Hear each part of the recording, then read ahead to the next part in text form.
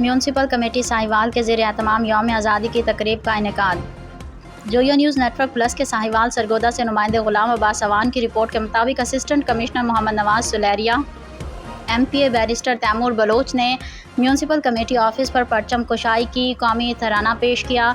Police के एक दस्ते ने परचम को सलामी दी। Deputy DEO elementary Mumtaz Hussain Joya, DSP तहसील साहिवाल, SHO थाना साहिवाल राना सुहेल शहजाद जोया, नायब सदर मुस्लिम लीग नून ज़िला सरगोदा तारिक कासमी, राना हयात झूमट, राना अब्दुल गफ्फार, राना मोहम्मद इकबाल समेत नून लीगी ओहदेदारान, कारकुनान और शहरियों की कसीर तादाद ने तकरीब में शिरकत की।